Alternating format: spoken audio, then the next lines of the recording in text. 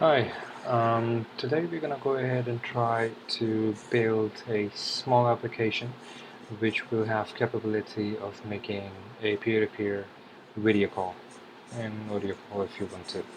So basically there is this library called Peer.js which we will go ahead and use to make these audio and video call. So I have this basic template set up over here. It's nothing right now, it's just an HTML. So basically, at this moment, I'm just going to go ahead and build two different pages. One will be receiver and one will be caller. It's so simple. We're going to go ahead and give it a shot and let's see how it goes. So basically, we have, let's rename it to receiver and caller. We need the template, so we just copy paste it. Let's say caller and receiver. Okay, so for now for CSS, I don't want to spend too much time on it. So I'm just gonna go ahead and build something ugly, and well, the main purpose of this video is anyway to show up here video call. So let's say, okay, so we do have two elements.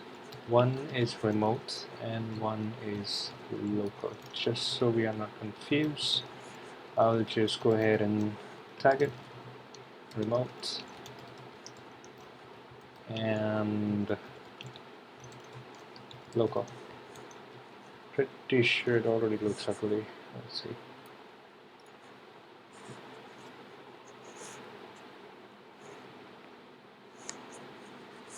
Okay.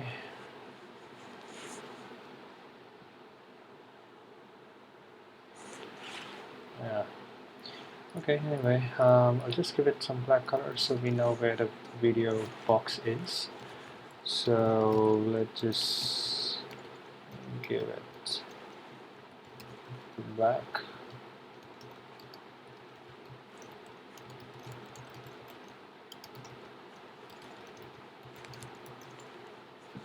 Okay. And since, okay, this is receiver, we do the same thing over here. And let's see. So we have the same thing, but over here there will be a button which we will say call other user.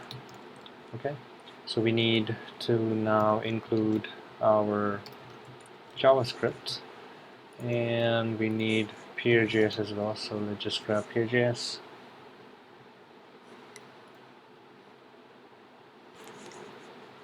Okay, this is it. So let's just put it in head.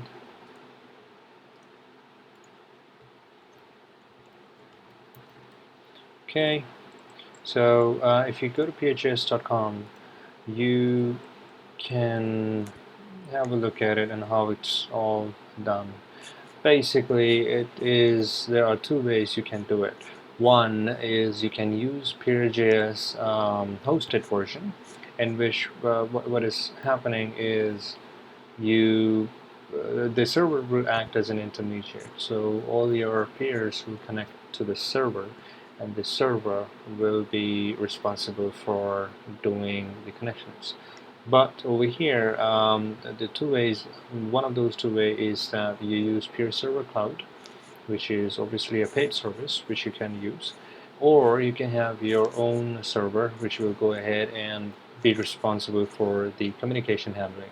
So in my case, we will go ahead and spin up a small little server in my local development, and then we go ahead and use that one to just have it.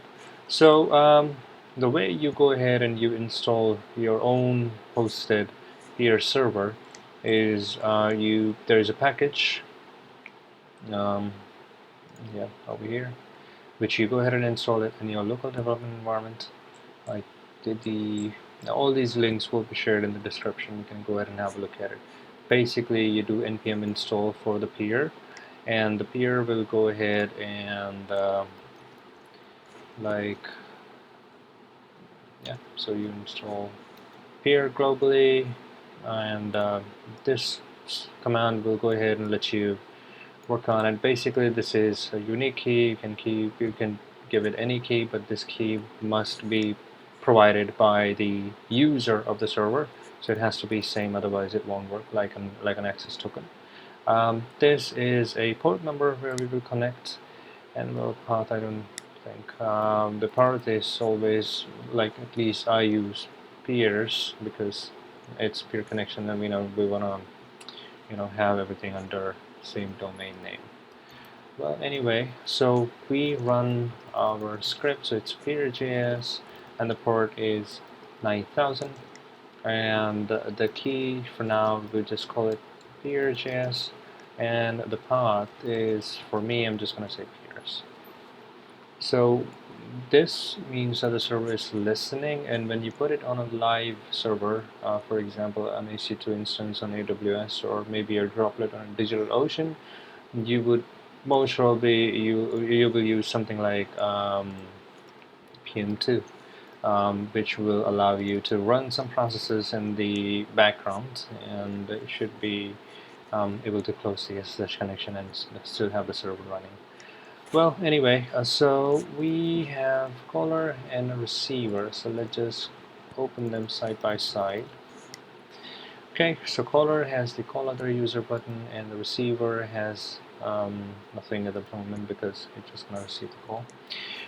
Well, so we have our server running, and if we go to Peer.js website to look at the documentation, then you will see that once you include this, you new up the peer class, and to create data connections where you will be just sending data, this is how you do it. So basically, I'm not going to do data connections, I'm going to do media vaults. So let's just get to that. So I'm just going to go ahead and first go to the caller, and in the script tag over here, first what we need is the stream of the user so that we can go ahead and pass it over to the other user. So we new up our peer, then we go ahead and say window navigator get user media, and the constraints would be video true, and for now I'm just gonna say audio false. And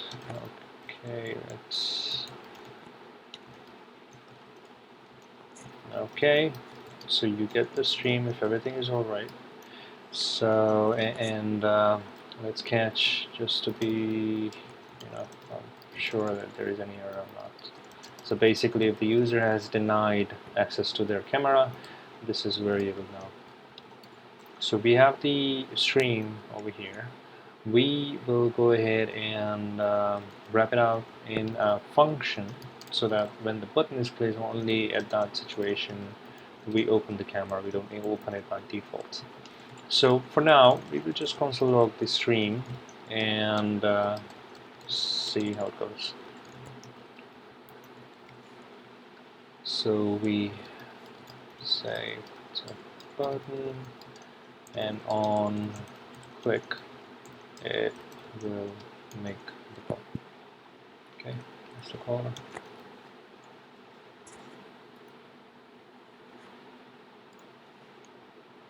Okay.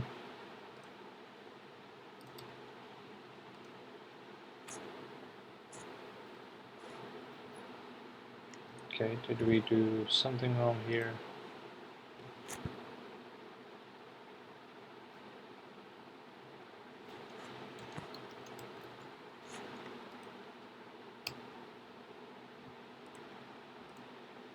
Yeah, so now it's asking for the camera access, and when I allow it, you can see the streaming has started already. And not sure why this is not triggered. Let's see, window navigator, media, devices. When you get user media,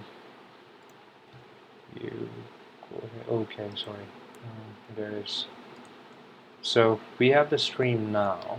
So what we need to do, if you take a look at the Peer.js documentation, when you are making a call, you get the user media, and then you go ahead and call, method call. You call on that one on peer instance, which you created up here. So where you give it the ID of the other person, and the stream, the stream for your camera, and it returns a connection, possibly a call connection, and the call connection will listen for a stream event. Basically, this event will mean that the user has accepted your call and has provided their stream, so kind of like a stream exchange. Okay, so when you get the stream event, it gives you the remote stream. Then you can insert that remote stream in your video element to show the remote video. It can be anything like canvas. So anyway, we will go ahead and implement the rest of these parts. So let's see. So we have the peer up over here. Basically, you can't just create it like that. There are some information which we have to provide as well. Basically, you will be providing, like, there, if you go in more depth information on this one, then you will see that when creating a new instance, you need to provide an ID. An ID is a unique identifier for your connection. So that ID will be used by the other person to contact you. So you can imagine, like, it has to be unique. And then there is options. Basically, options will allow you to set some information like key, which we spoke about, and the host, where the user should, where it's supposed to look for, the port it's running on, the path, the secure, and the rest of these information can be done over here. Also, this part, just remember this, in the return service might be required if your application is serious. So the done servers will allow you to have communication. Well, I guess if you look up online for a WebRTC done server, then you will get plenty of information about it.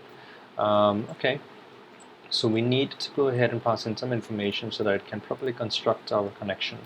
So basically, this user, I'm just going to go ahead and name him caller, and then I'm going to go ahead and pass in an object. So at this moment, there is, no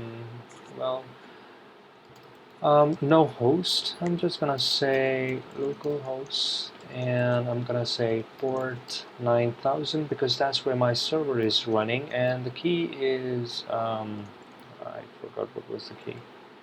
The key is Peer.js. And the path, which I mentioned over here, is peers. Okay, I guess that should be it. Once we have our peer server, let's see what we get when we try to call callee and pass in our stream. We get the call connection, and we listen if the receiver has given stream, or in other words, accepted our call. So over here, if you noticed, we have two video elements. One is called remote and the other one is local. So we're going to target remote for remote, like the other person's video. So we get the video element,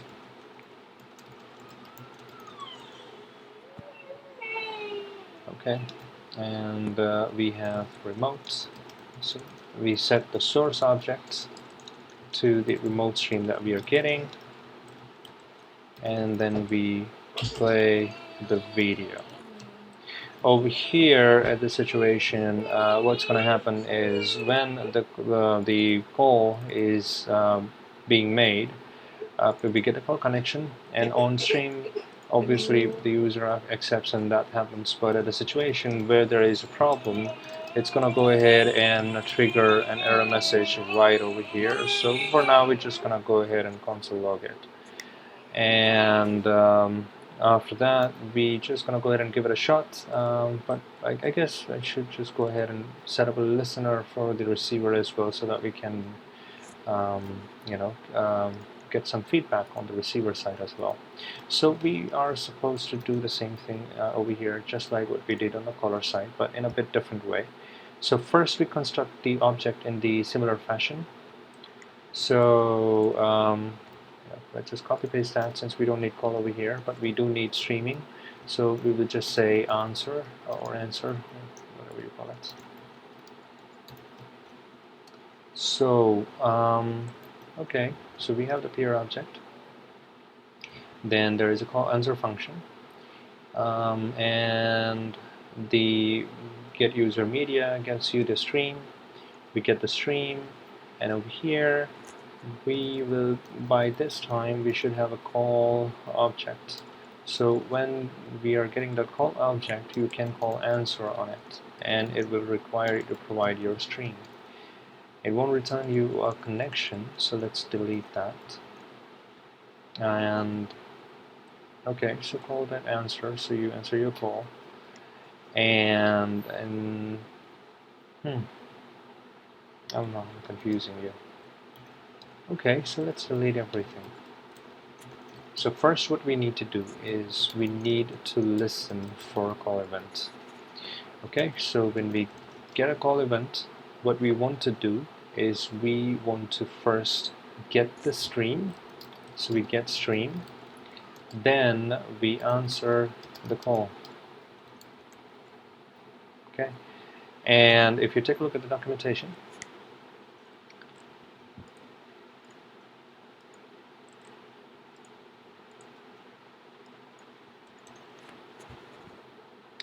okay, over here on the receiving side, there on call event, you get a call object, you get your stream, you answer with your stream, and then you listen for stream again. So basically, just like what you did over here, you're gonna do the same thing over here again. So let's go ahead and do it. So here on call, so you go ahead and first get the user media.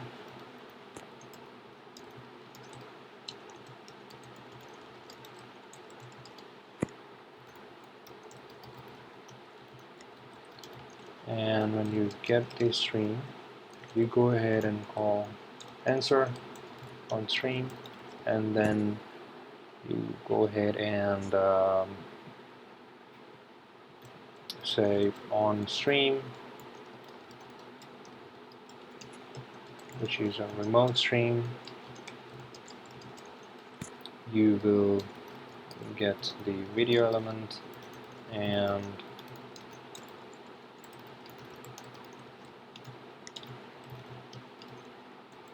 we will set the source object on it.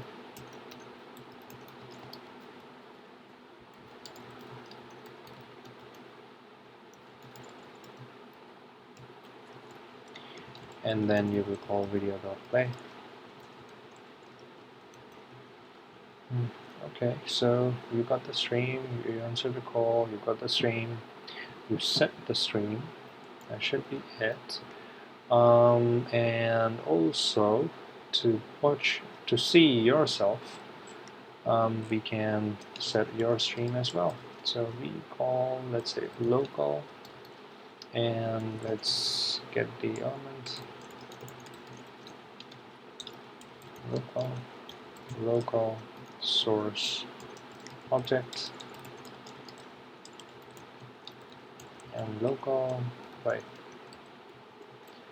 We need to do the same thing over here, and I guess I named it local as well. Yeah. So when we get the stream, we can say local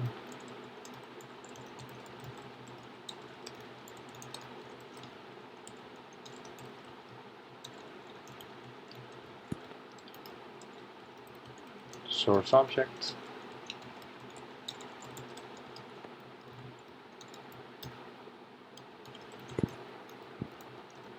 right. Okay, let's just run through the code and see how it's supposed to work. We have two boxes over here, remote and local. We have a button which calls a call function. On the page load, we are creating a new instance of peer connection. basically this is not how we're supposed to do. The reason why I'm not including this over here is because there is a slight milliseconds. For example, when you try to open a connection, it's not over here initialized right at the moment when you create a new instance. It takes a few milliseconds, or depends on how your server is responding. So, but because of that, it might fail. So you always have to make sure that your server is open and connected before you move to this stage. In fact, we can uh, listen for multiple events over here. But what we can do is at this situation, let's just put it inside this function and listen for the open event over here so that we are sure that we are connected with the server.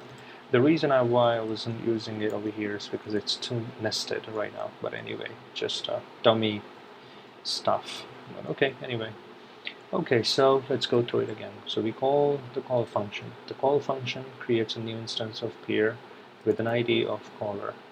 And we give the host name as local, port 9000, QPeers.js, path is peers. We get our instance. Then on open, which means the server is created, or not created, but connected, we go ahead and just in case if you want to know, you get the ID over here. So just let's just say you're gonna get the user media, you get the stream, and you just show the stream in your local object, local video, and then you make the call to callee. And callee over here, okay, before moving to that stage, let's finish it up. So callee, and you give the stream, you get the call connection. On the call connection, you look for stream, and as soon as the event stream happens, which means the call is accepted and stream is provided, you get remote stream. I called it remote streamer. So let's just say remote stream. And then on another video element, you go ahead and set your source object and you play the video. In situations where there is error, you just console log it for now. On the receiver side, or callee, we have here instance with the ID of callee, which is we are using over here to make the call. So it's an identifier ID, and the host, port, key, and path all are the same, coming from the local server which I have running over here. And peer on call is an event which gets fired when your peer connection or your peer ID receives a call from another peer user. So with that event, you get a call object, you get your stream, and then you answer that call with your stream. If you want, you can set your stream on your local video box like many other application. And then once you answer the call, you are now you can now listen for a stream event. Basically, it's the same as the caller. So since at this stage the call is accepted, on this stage also it means the call is accepted. So again, you get the remote stream. You can set it on the remote video element and play the video. So let's give it a shot and see how it's working. I'm just gonna refresh it and take it out over here.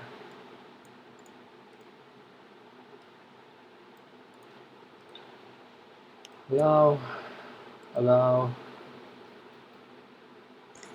and there I am. Okay, well, there is only remote stream over here, but this one is not showing the stream. Let's see what's wrong.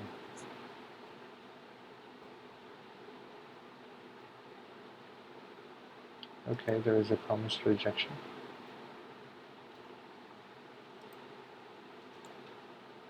Okay, so let's see what's wrong.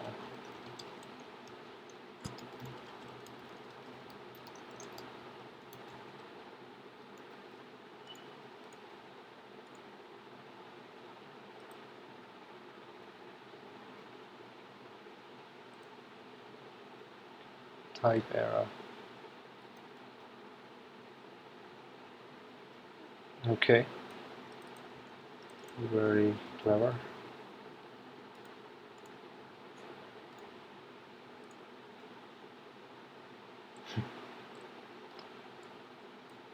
Okay, so we are getting local stream over here and remote stream over there. Now let's see what I did wrong over here. So you get the stream as a receiver. I'm not getting remote stream. So let's see what's wrong with that. So call on stream, you get a remote stream, you have a remote ID, yeah, source object. Okay, it's Safari. So Safari sometimes needs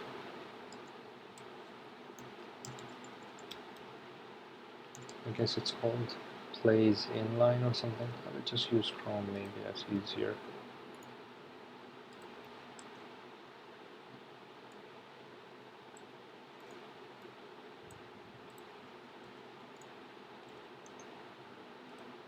Okay.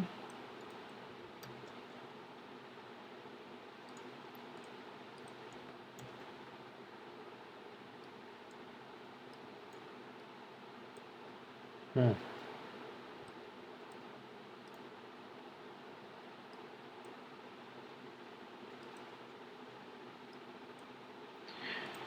Okay. Allow. Oh, jeez, I don't want that. I don't even want Safari.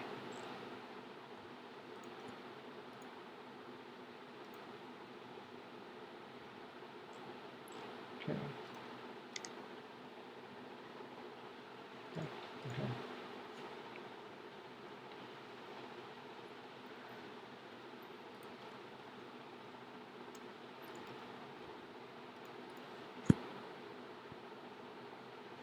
That's it.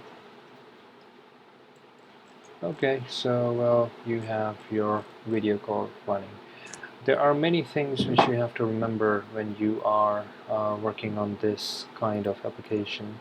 One of the things is it's really problematic to get your events sent to the other person. For example, if this person disconnects the call like this, you will see that the stream over here gets stuck because it's not getting more stream. It's now, out of business. Well, anyway, so to solve this problem, what you can do is you can use a different WebSocket connection. If you're using Laravel, then you can use Laravel Echo.